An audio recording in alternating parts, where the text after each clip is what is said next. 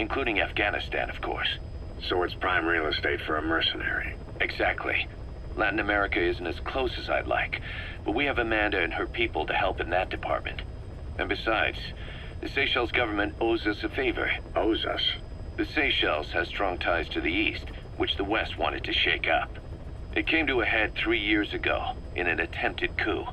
It was a force of South African mercenaries with U.S. backing behind the scenes.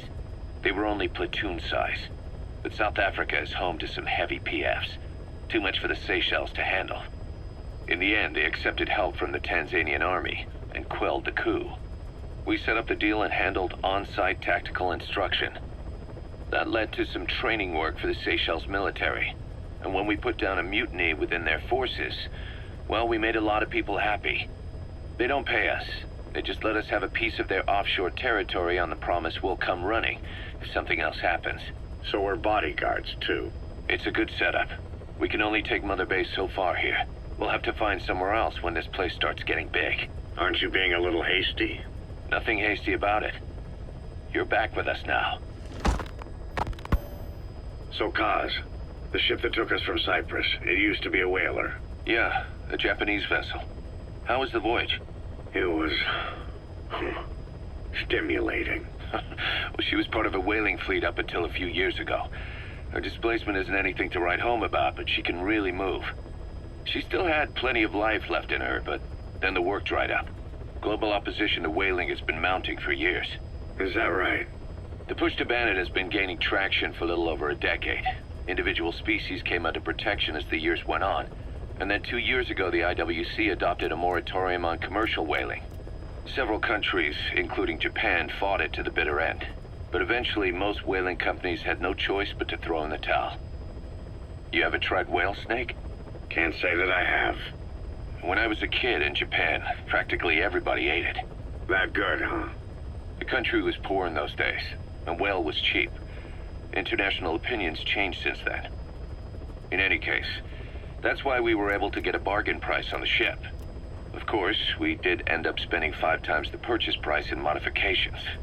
We had to really work to fit in all the ESM and communications gear while keeping the whaler look intact. Right now she's going around conducting SIGINT missions. In the future, we plan to use her as a communications relay base between you and Mother Base, and also as a chopper resupply vessel. Diamond dogs. The word diamond originally comes from the Greek adamas. It means indomitable, unyielding. Other words for the stones often mean eternal bond, fortitude, or purity. The same is true of the Star of Bethlehem flowers you laid on the boss's grave. They represent innocence, as well as chastity, yielding to no man while maintaining one's virtue. In other words, staying loyal to something.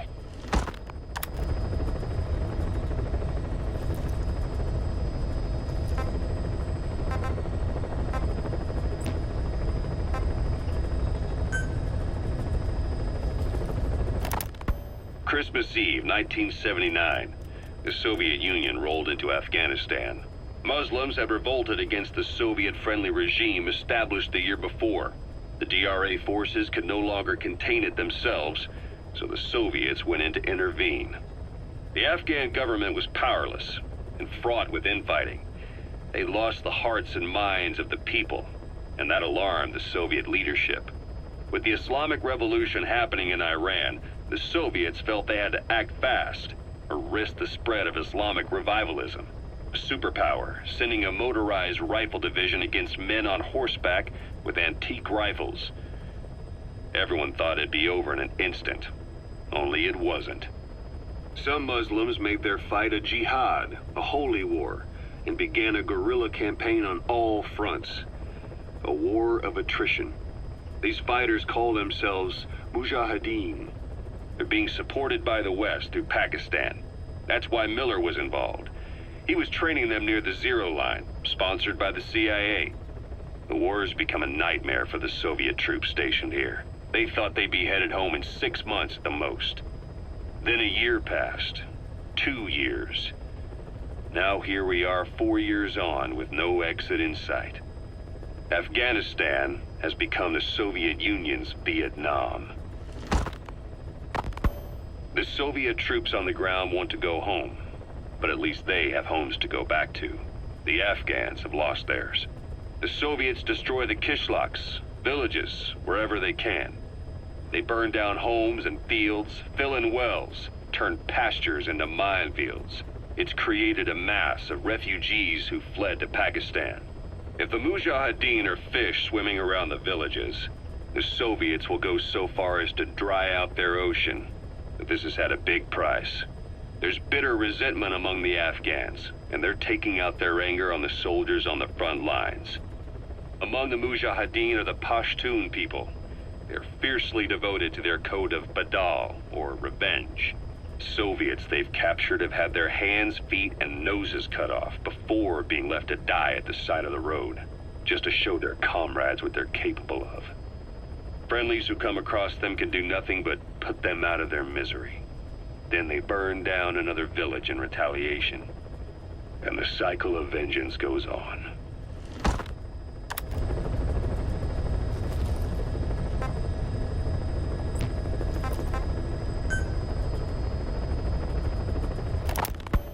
Snake, I wanted to ask you about the man on fire. What do you remember from the hospital? Anything we can use? Well, he took off the moment the sprinklers started up. Sprinklers? The fire system? And when he got sprayed with water from the burst pipe, it slowed him down. When we escaped on horseback, he wouldn't cross the river either. And then it started to rain. And he disappeared. Water against fire. Is it that simple? I mean, it makes sense. It's just hard to believe it would work on a guy like that.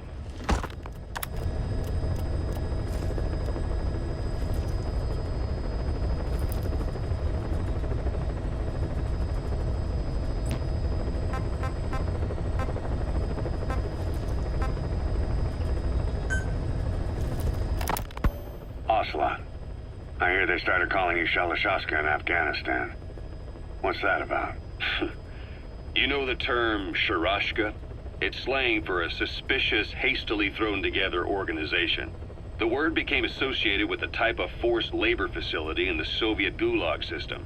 OKB scientists and engineers who'd been convicted of crimes were sent to a Sharashka for forced R&D. The Sharashkas were supervised by Lavrenti Beria of the NKVD, the secret police, under the official name 4th Special Department. Forced research? That's not very different from what we do here. Diamond Dogs is different. Everyone here believes in you. Regardless of where they came from or why they're here, they revere you. And they're fighting because it was their choice. And if it wasn't, they'd leave? Who knows?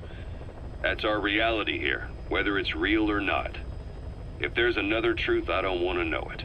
All that matters is that's the concept that's taken shape in their heads. The traces of a group ideology, our superstructure, to put it in Marxist terms. All right. Go on. Right. So anyway, at some point the enemy started calling me Sharashka. This was after the war in Afghanistan broke out. While I was keeping an eye on you in that hospital, I was also heading up interrogations here. The men I broke gave up their comrades and families, everything they wanted to protect them most. No real cause for it. I just let myself get caught up in the old Russian pride. And suddenly I received the honor of becoming Special Interrogation Advisor to the forced labor camps. But the more men I interrogated, the more people saw me as just that, the interrogator. It helped cover my real objective of keeping you safe. You went that far for me? Far enough to keep you alive. I ended up being pretty well known among the Afghan guerrillas. Some of them would have seen me on the battlefield, and that's how I got the second half of the name. Shashka. It's a sword, a type of saber from the Caucasus. Russian dragoons and Cossacks carried them into battle. Now, the Russian Empire had a general by the name of Fyodor Arturovich Keller. His bravery earned him the nickname Russia's Greatest Shashka. Someone must have known about that, because somewhere along the line, Shashka got stuck on the end of Sharashka. The guerrillas were using the name amongst themselves, and by the time I got to hearing about it, pronunciation had wound up as Shalashashka. So, half Gulag, half Hero sword. Is a perfect fit. But you see how rumors and ideas about people can get out of hand fast. Once you create a character and put it out there in public mind, it warps and twists with every baseless rumor. And before you know it, all people see are phantoms. In my case, it works out just fine. I'm plenty used to working under aliases.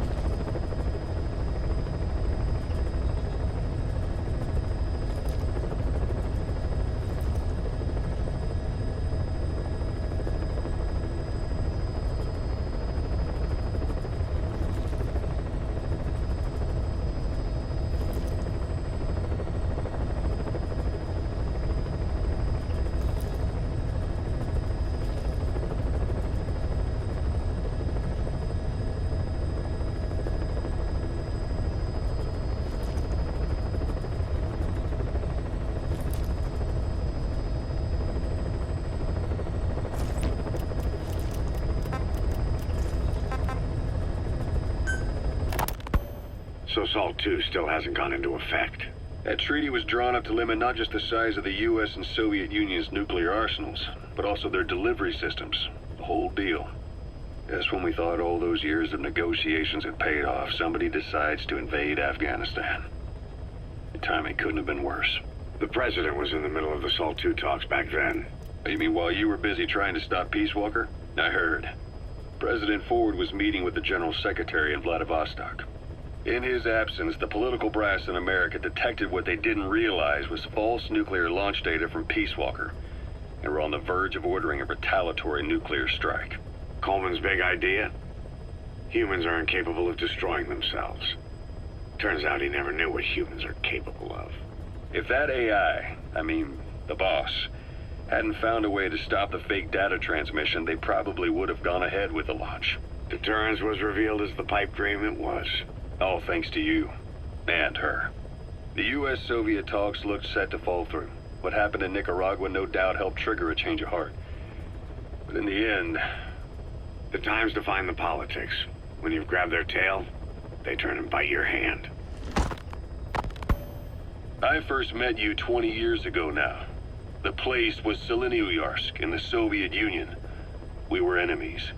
I was with the GRU. You were still fighting for America. 1964. Operation Snake Eater. Its objective? The assassination of the legendary soldier known as the Boss. When you returned home successful, they awarded you the title Big Boss. Your CO, Zero, sought to carry on the boss's will by covertly establishing his own organization. You knew the original members from Operation Snake Eater. From America, there was David O, or as he was to you, Major Zero. Donald Anderson, aka Sigint. Dr. Clark, who went by paramedic during the operation. And the fourth, you. From China, there was Eva.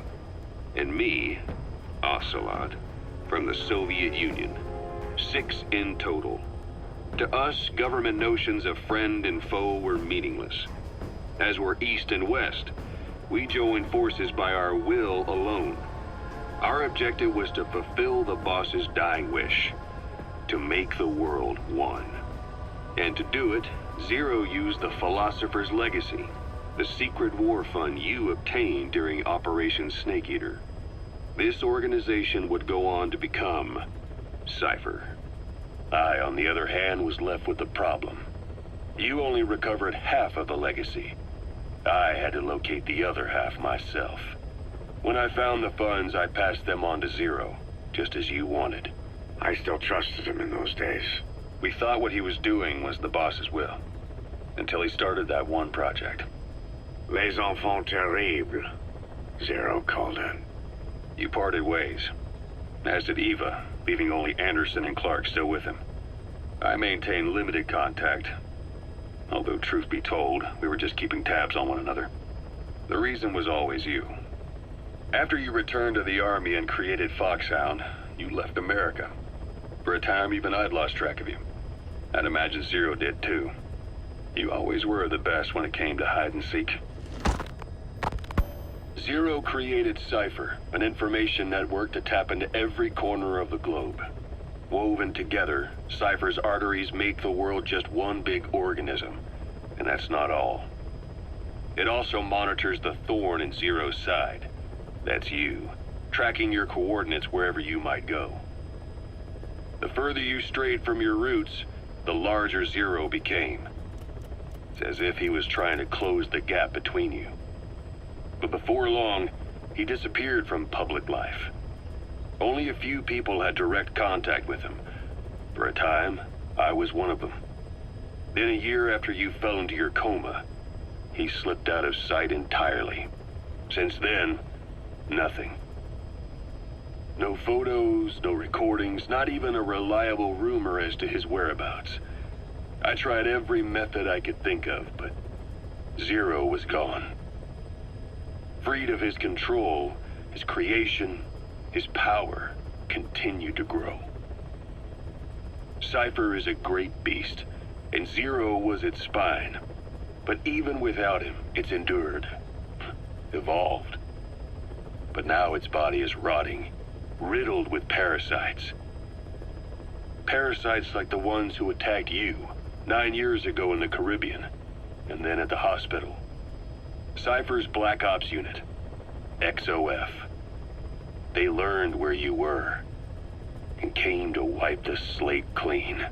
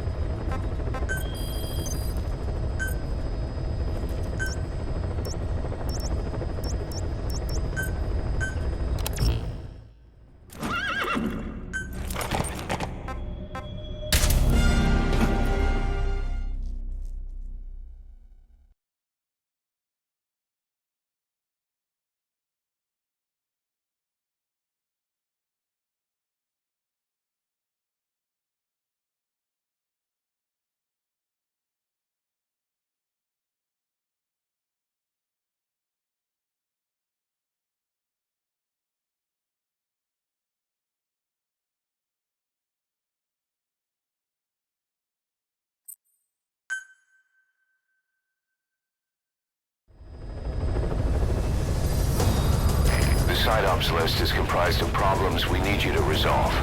Objectives to be completed, and information gained from the soldiers and prisoners you've extracted. These aren't missions per se, but if you can take care of them when you're free, I'd appreciate it.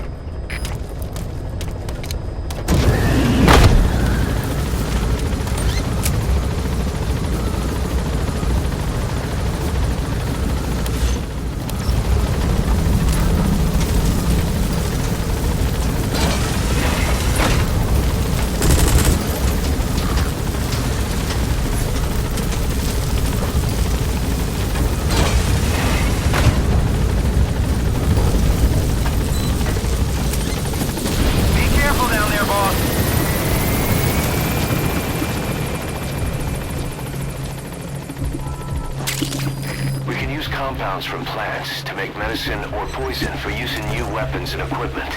Take a look at the plants list on your iDroid to see which ones we need. Then go find them if you get the chance. It'll keep the staff happy too.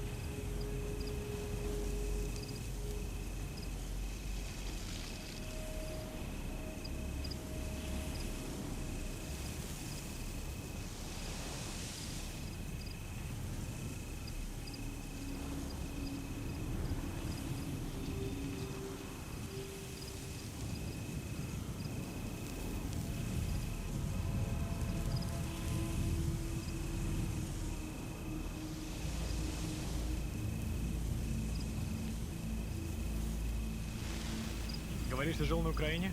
Да, когда был еще ребенком. А что? Моего двоюродного брата собираются отправить в одно из ад. Он не сказал мне, в какой именно, но это где-то в Украине. Он очень талантливый, намного умнее меня. В институте он изучал ядерные технологии. Если честно, я теперь ему завидую. Я тут каждый день сижу и жду, как душманы перережут горло. Думаешь, у него все сложится? Слышал все этих слухи о тех городах. Течки, радиации и всякие там. Это только в городах, где испытывают ядерное оружие.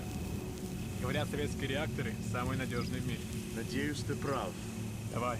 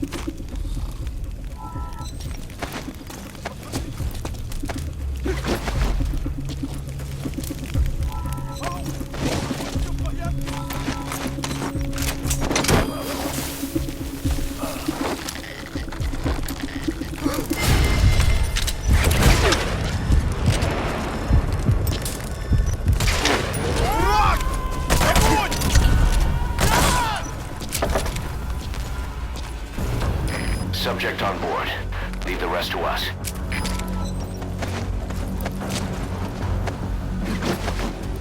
Поймал его!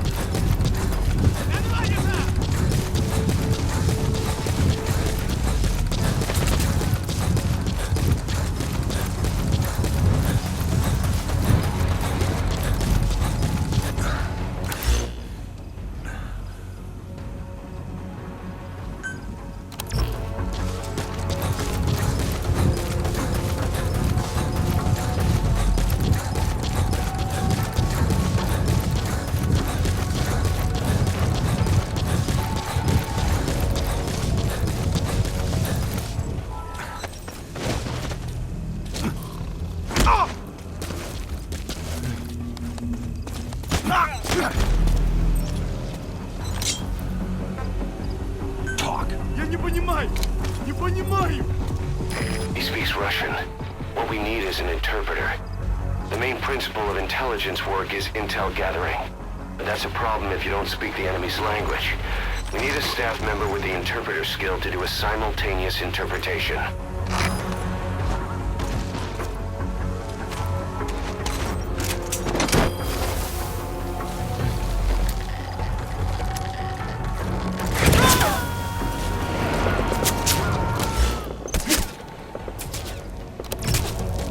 You gotta extract him.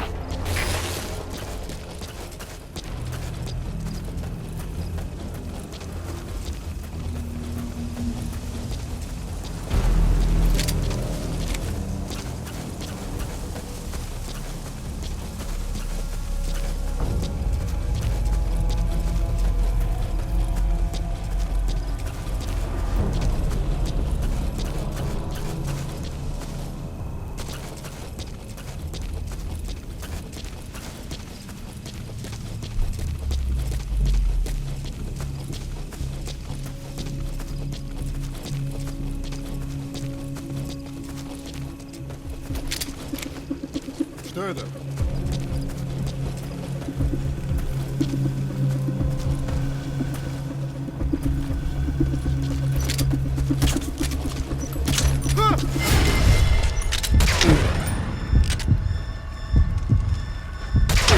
Контакт!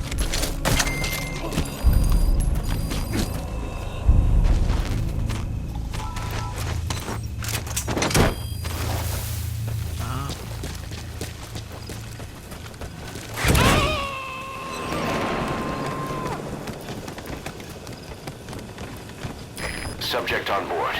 Leave the rest to us.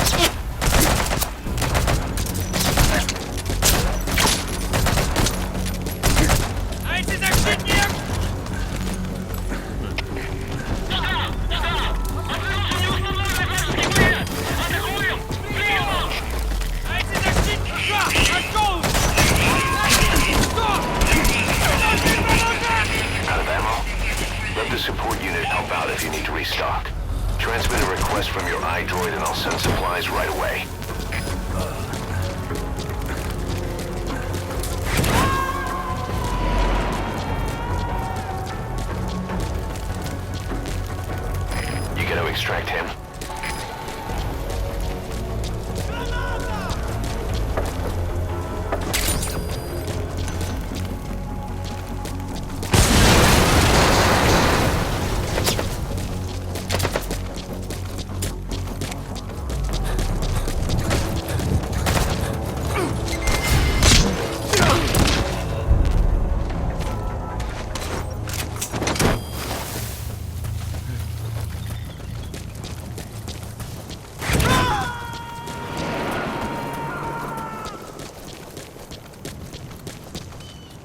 He's coming too. Roger that.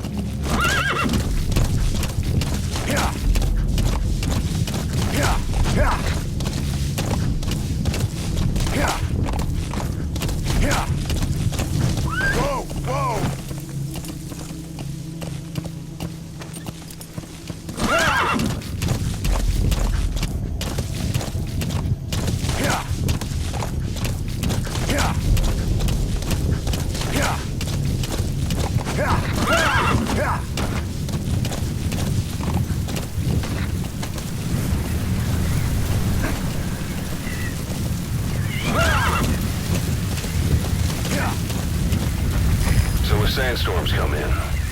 Sandstorms effectively make you blind and deaf, but that goes for the enemy too. Use the situation to your advantage.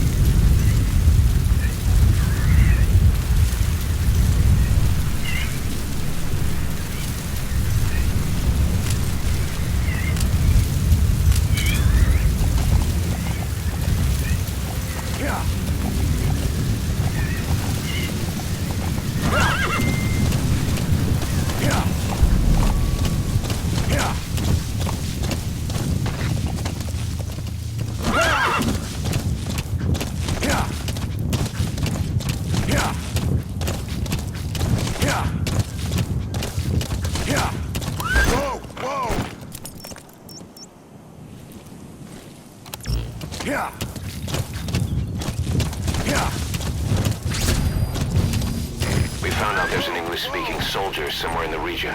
He's a language specialist. His role is to translate information related to the West into Russian. If we can get him to join us, we'll have the upper hand in information warfare. Find this language specialist and extract him.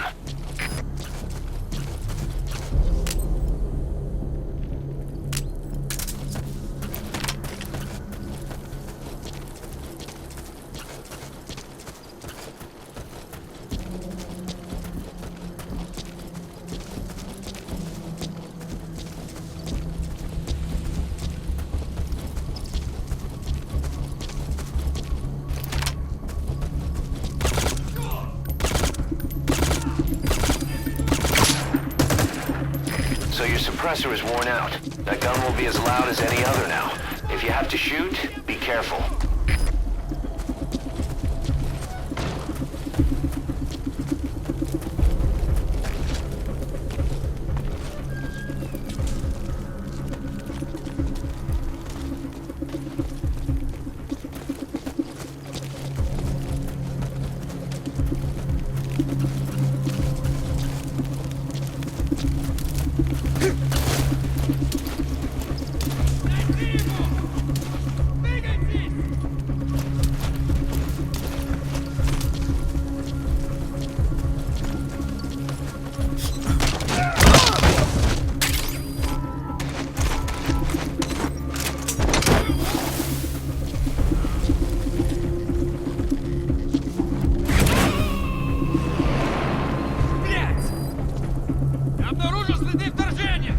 I'm sorry, boss, but the extraction failed.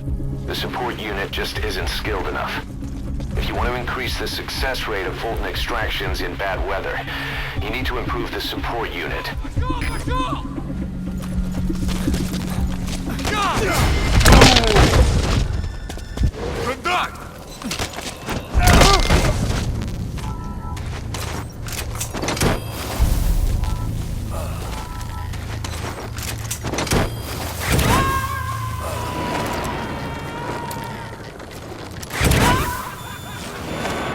Subject on board. Leave the rest.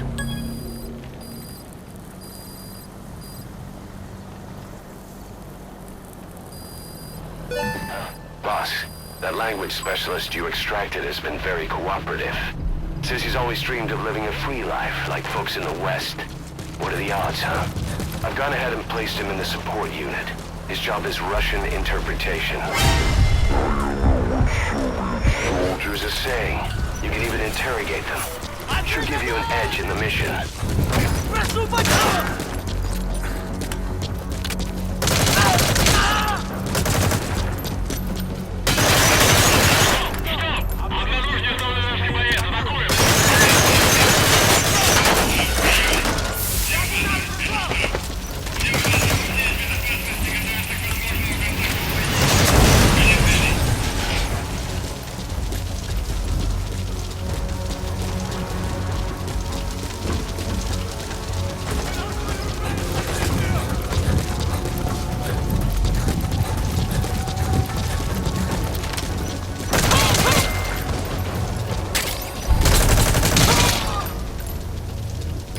He's on the brink of death. It's hard to say whether he'll survive a Fulton extraction. If you have to extract someone who's on the verge of death, you better use the chopper. But if you're gonna carry them, put them to sleep first. You won't get far if you have to fight them every step.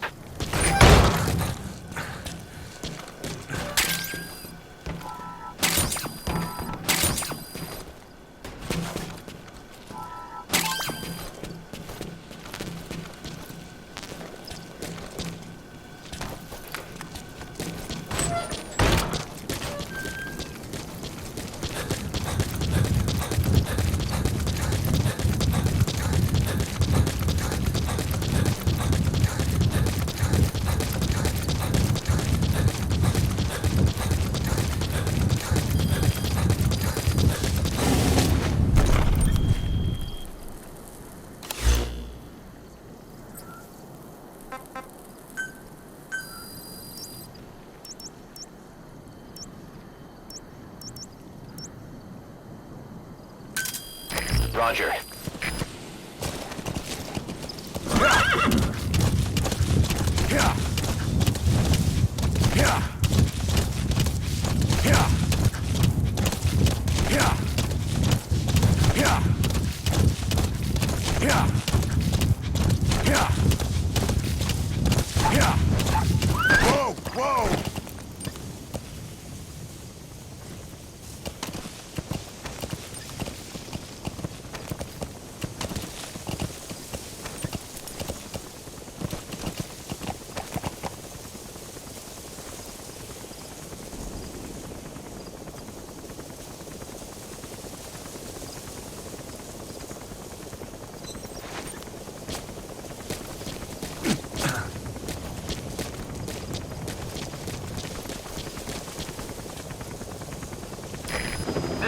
squad.